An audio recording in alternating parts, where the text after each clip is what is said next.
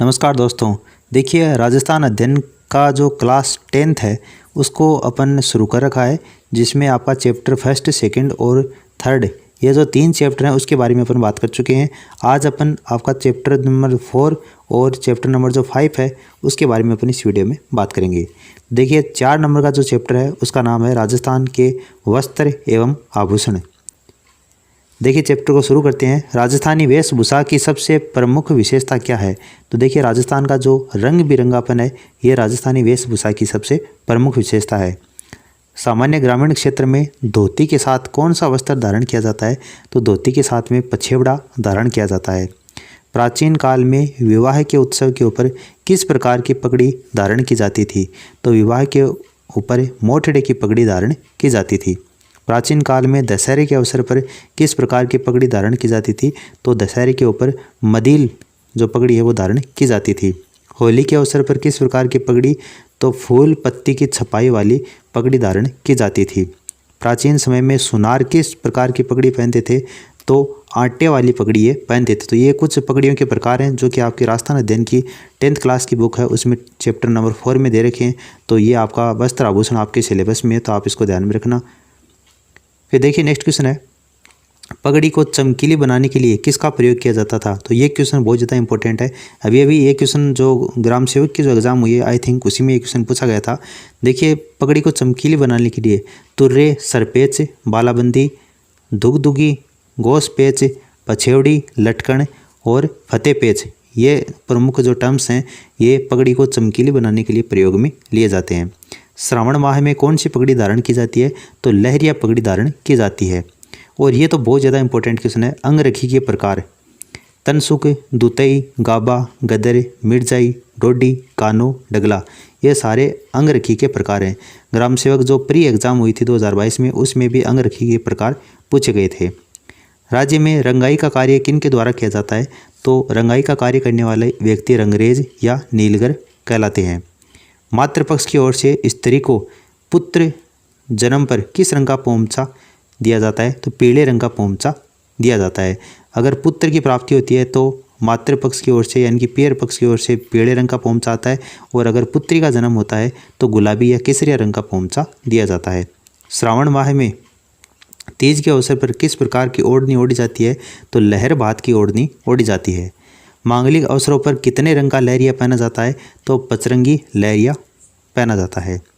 कपड़े पर चमकदार गुलाबी रेखाएं जब दोनों तरफ से एक दूसरे को इस तरीके से काटती हुई खींची जाती हैं तो वो कपड़ा जो है वो आपका मोठड़ा कहलाता है। अगर एक तरफ रेखाएं होती हैं तो वो आपका लहरिया होता है, लेकिन अगर क्रॉसिंग छपाई होती है तो आपका मोठड़ा कहलाता है। समुद्री रंग का जो लहरिया है वो आपका जयपुर का फेमस है।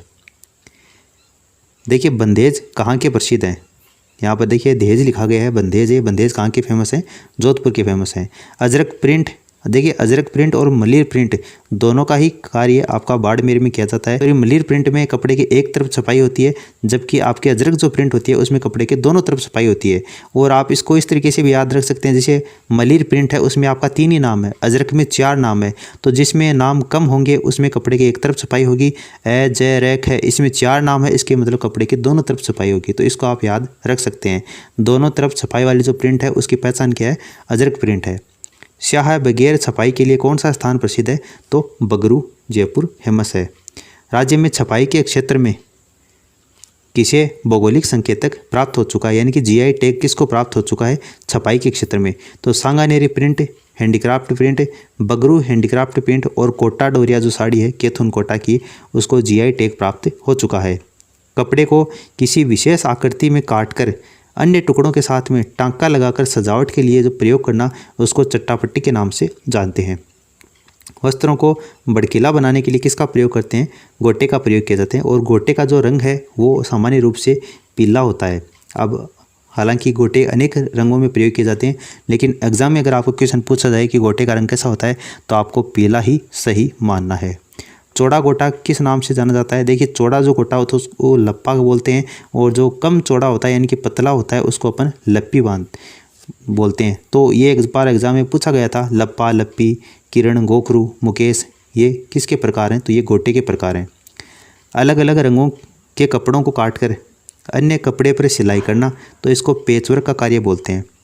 पेचवर्क के लिए राज्य का कौन सा क्षेत्र जाना जाता है? तो पेचवर्क के कार्य के लिए शेखावाटी क्षेत्र जाना जाता है।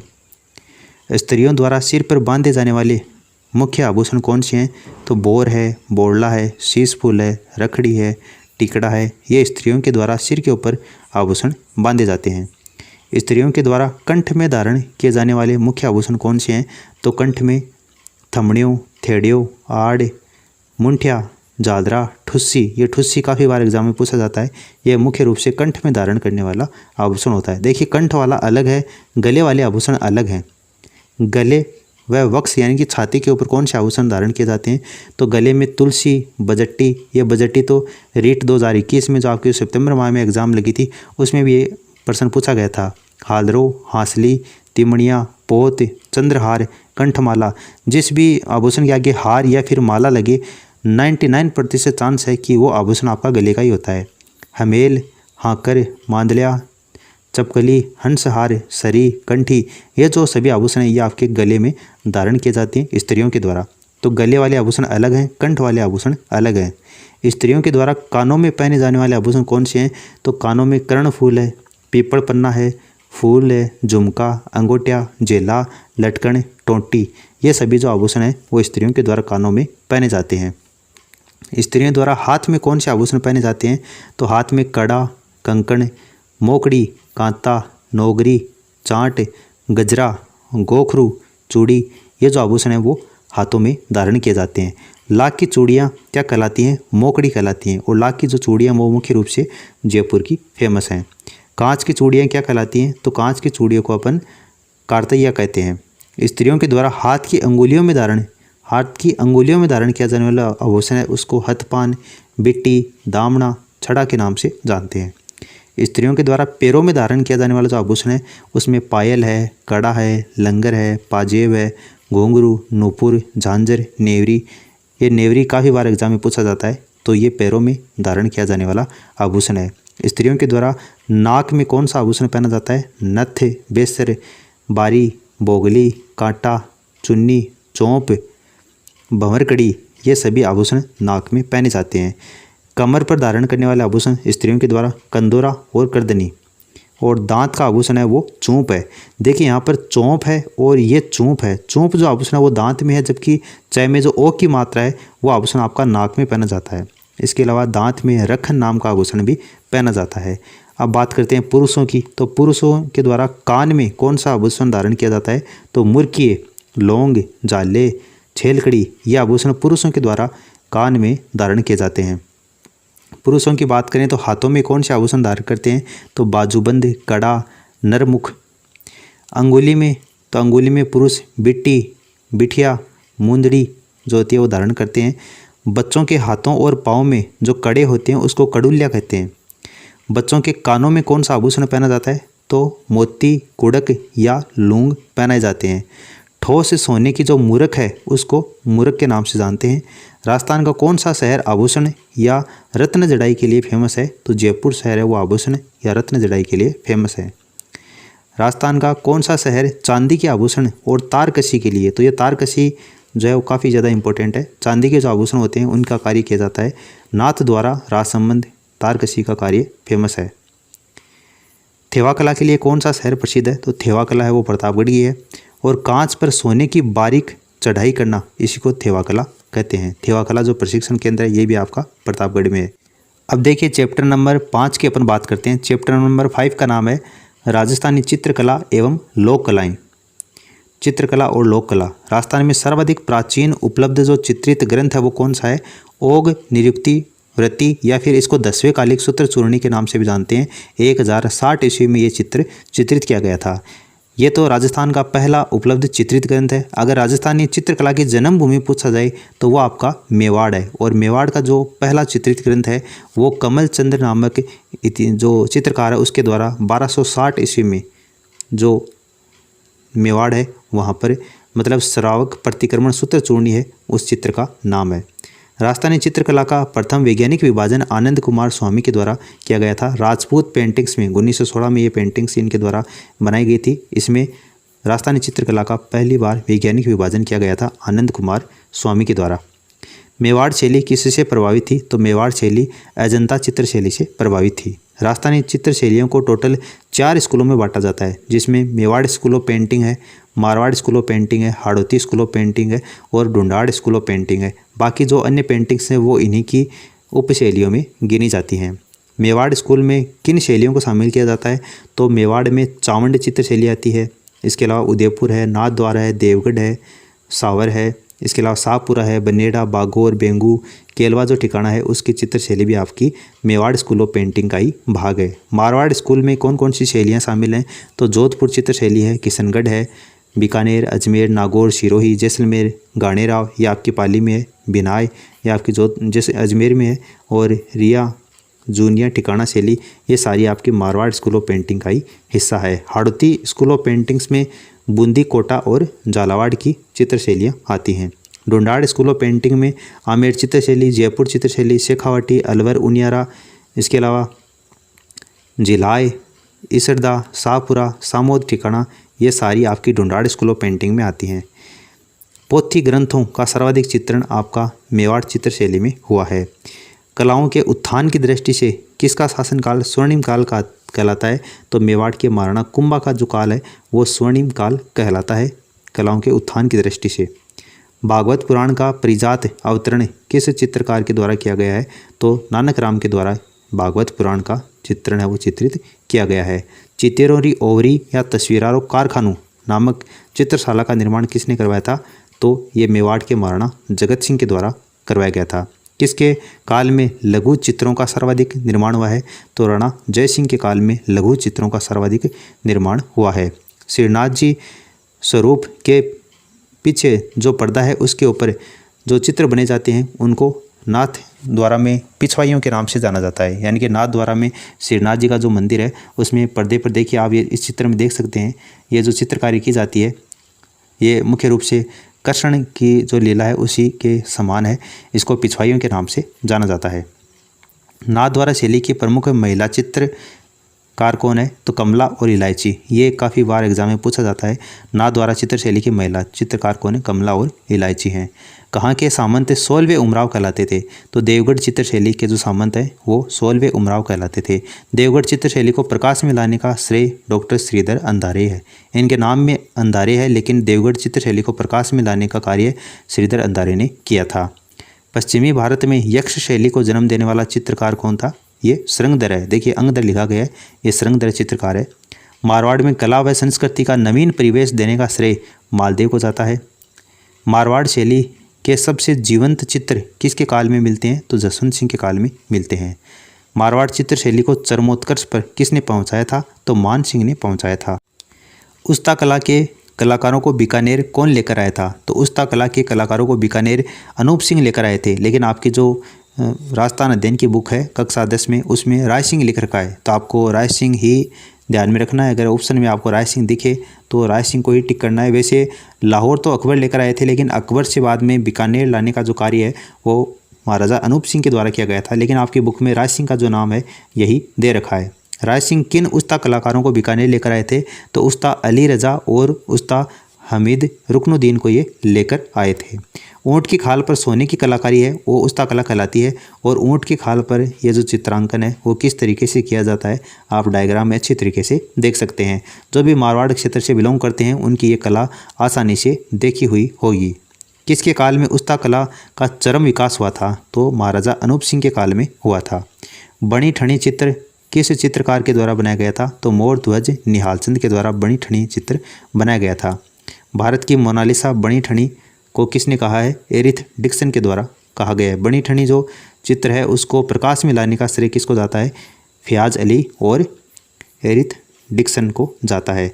तो ये आप देख सकते हैं ये बनी ठनी का चित्र है और ये भारत की मोनालिसा से इसकी तुलना की गई है। दरअसल मोनालिसा जो पेंटिंग है ये आप देख सकते हैं डायग्राम में, इटली के एक काफ़ी फेमस चित्रकार हुए हैं लियोनार्डो दा विंची, उनके द्वारा इस चित्र को चित्रित किया गया है। और ये जो बनी ठनी चित्र है इसकी तुलना इस मोनालिसा से की गई है। भारत सरकार ने बनी ठनी के ऊपर डाक टिकट भी जारी किया था 1973 में। वर्धावस्था के चित्रों को कौन सी शैली में कुशलतापूर्वक चित्रित किया गया है? तो नागौर जो उपशैली है उसमें वर्धावस्था से संबंधित चित्र चित्रित किए गए हैं। मुमल किस शैली का प्रमुख चित्र है? तो जैसलमेर का प्रमुख चित्र है मूमल। रंगमहल जो संसार भर के भित्ति चित्रों के लिए जाना जाता है, ये राव छत्रसाल के द्वारा बनवाया गया था। बूंदी में चित्रशाला का निर्माण राव उमेद सिंह ने करवाया था। महिलाओं को शिकार करते हुए कोटा चित्रशैली में दर्शाया गया है। कोटा चित्रशैली का स्वतंत्र अस्तित्व स्थापित करने का श्रेय महाराव राम सिंह को जाता है। आमेर शैली के चित्रों का आरंभिक ग्रंथ कौन सा है? यशोधरा चरित्र, जो कि 1591 में इसकी रचना हुई थी। रसक प्रिया, कवि प्रिया, गीत गोविंद, बारहमासा, नवरस, रागमाला, ये कौन सी शैली के चित्र हैं? तो ये जयपुर चित्रशैली के चित्र हैं। Maharaja School of Arts and Craft की स्थापना किसके द्वारा की गई थी? तो ये महाराजा सवाई राम सिंह के द्वारा इसकी स्थापना की गई थी। Maharaja School of Arts and Craft वर्तमान में किस नाम से जाना जाता है? तो इसको वर्तमान में राजस्थान स्कूल ऑफ आर्ट्स के नाम से जानते हैं।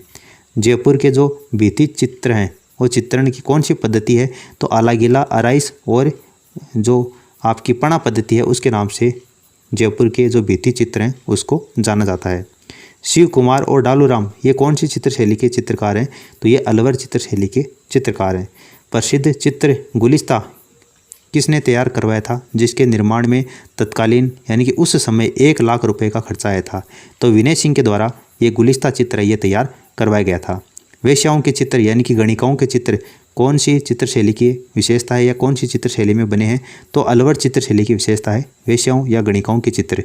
उनियारा टोंक विकास का मार्ग किसने प्रस्तुत किया था? तो नरुका ठिकाना के द्वारा उनियारा जो चित्रशैली है उसको प्रकाश में लाया गया था। किसने ओपन आर्ट गैलरी के नाम से जाना जाता है? तो शेखावाटी जो चित्रशैली है इनको भित्ति चित्रों के कारण ओपन आर्ट गैलरी के नाम से जानते हैं। राजस्थान की कौन सी लोक कला का प्रदर्शन दशहरे से पहले श्राद्ध पक्ष में किया जाता है? तो सांझी का प्रदर्शन दशहरे से पहले श्राद्ध पक्ष में किया जाता है और वो आप डायग्राम में देख सकते हैं किस तरीके से किया जाता है। कुंवारी कन्याओं के द्वारा सांझी को किसका रूप मानकर पूजा की जाती है? तो पार्वती का रूप मानकर कुंवारी कन्याओं के द्वारा सांझी को पूजा जाता है। दीवार पर गोबर से आकृतियाँ उकेर कर उसमें कांच के टुकड़ों, मोती, चूड़ी, कौड़ी, पंख आदि से सजाना क्या कहलाता है? तो इसी को सांझी कहते हैं और ये आप डायग्राम में अच्छी तरीके से देख सकते हैं दीवार पर गोबर से किस तरीके से कलाकृति की जाती है। जो फड़ चित्रण है ये किसके द्वारा किया जाता है? तो छिप्पा जाति के जो जोशी चितेरा परिवार है उसके द्वारा फड़ चित्रण का कार्य मुख्य रूप से किया जाता है। पार्वती जोशी इसकी प्रमुख महिला कलाकार है। श्रीलाल जोशी तो नाम आपने सुना ही होगा, फड़ चित्रांकन के लिए काफ़ी फेमस है। भीलवाड़ा से साफरा से इनका संबंध है और ये आप फड़ चित्रण को देख सकते हैं डायग्राम में किस तरीके से सुंदर चित्रांकन किया गया है। फड़ किसके द्वारा निर्मित की जाती है? तो फड़ जो है वो साफरा भीलवाड़ा में बोफों के द्वारा निर्मित की जाती है। फड़ का वाचन किस वाद्य यंत्र के साथ में किया जाता है? तो फड़ का वाचन जो है वो रावण हत्ता या जंत्र, अमूमन देखा जाता है कि सभी जो लोग देवता हैं उनके फड़ का वाचन रावण हत्ता वाद्य यंत्र के साथ ही किया जाता है, लेकिन देवनारायण जी के जो फड़ है उसका वाचन जंत्र वाद्य यंत्र के साथ में किया जाता है। तो ये अलग से फैक्ट्स बनता है, आपको ये ध्यान में रखना है। फड़ में देवियों को किस रंग में दर्शाया जाता है? तो नीले रंग में दर्शाया जाता है। फड़ में देवताओं को लाल रंग में दर्शाया जाता है। फड़ में राक्षस को काले रंग में दर्शाया जाता है। फड़ में सिंदूरी या लाल रंग किसका प्रतीक माना जाता है? शौर्य या वीरता का प्रतीक माना जाता है। चित्रांकन, फड़ चित्रांकन में किस कपड़े का प्रयोग किया जाता है? तो सूती या रेजी कपड़े का प्रयोग किया जाता है। देवी देवताओं के जो चित्र हैं उसको कागज़ पर उकेरना क्या कहलाता है? पान्य कहलाता है। आपने देखा होगा दीपावली पर जब आप लक्ष्मी जी और गणेश जी का जो चित्र है वो कागज़ के ऊपर ही देखते हैं, वहीं पर उसकी पूजा करते हैं, तो उसको पाना बोलते हैं। किस देवता का पाना सर्वाधिक कलात्मक है? तो श्रीनाथ जी। 24 अंगारों के कारण इनका जो पाना है वो सर्वाधिक कलात्मक है। कावड़ निर्माण किनका पुश्तैनी व्यवसाय है? तो बस्सी गांव के जो खिरादी हैं उनका कावड़ निर्माण करने का कार्य है वो उनको विरासत में मिला है, पुश्तैनी उनका बिजनेस है। मांगीलाल मिस्त्री का जो संबंध है वो कावड़ निर्माण से ही है। कावड़ किस रंग से रंगी जाती है? तो ये लाल रंग से रंगी जाती है। कावड़, बेवाण और आपकी गणगौर ये तीनों ही चित्तौड़गढ़ की फेमस हैं। कावड़ के सभी कपाट खुलने पर अंत में किसकी मूर्तियां दर्शित होती हैं? तो राम, लक्ष्मण और सीता की मूर्तियां दर्शित होती हैं। पशुओं के शरीर को दागने के निशान क्या कहलाते हैं? तो उसको गोड़दिया के नाम से जानते हैं। पशुओं को दागने की जो प्रक्रिया है उसको अटेरना बोलते हैं। राजस्थान में मेहंदी कहाँ की फेमस है? तो मेहंदी राजस्थान में सोजत पाली की फेमस है।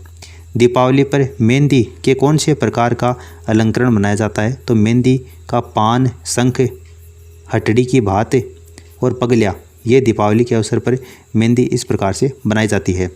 करवा चौथ पर मेहंदी कौन से प्रकार का अलंकरण बनाया जाता है?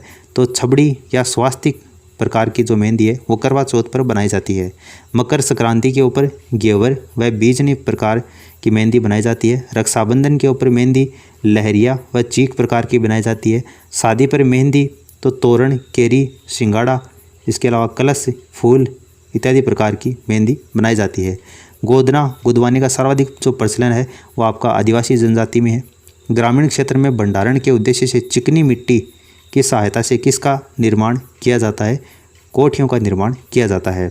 पश्चिमी राजस्थान में घरेलू सामान रखने के लिए मिट्टी व बांस से बनी हुई जो खपच्चियाँ हैं उनसे बनी हुई जो आकृति है उसको व्हील के नाम से जानते हैं। व्हील मुख्य रूप से कौन से क्षेत्र की प्रसिद्ध है? तो व्हील पश्चिमी राजस्थान की है और पश्चिमी राजस्थान में अगर जिला विशेष की बात करें तो ये जैसलमेर की प्रसिद्ध है। उदयपुर में भारतीय लोक कला मंडल जो कि कठपुतली को संरक्षण दिया था, भारतीय लोक कला मंडल देवीलाल सामर के द्वारा इसकी स्थापना की गई थी। भारतीय लोक कला मंडल विश्व का प्रथम पुरस्कार कब प्राप्त किया गया था कठपुतली कला में? तो 1965 में रोमानिया के द्वारा ये भारतीय लोक कला मंडल के कलाकारों ने कठपुतली कला में विश्व स्तर के ऊपर पहला पुरस्कार प्राप्त किया था। तो देखिए दोस्तों, कक्षा 10 में आपका जो चैप्टर नंबर 4 और 5 है उसमें जितने भी क्वेश्चन बनते हैं सबकी बात अपने इस वीडियो में कर चुके हैं। वीडियो अच्छा लगा है तो लाइक करके इसे रिस्पॉन्स ज़रूर दें और अपने दोस्तों के साथ में इस वीडियो को आप शेयर ज़रूर कर देना। ये सीरीज़ कंटिन्यू इसी तरीके से जारी रहेगी। इस वीडियो में फ़िलहाल इतना ही। Thanks for listening and God bless you all.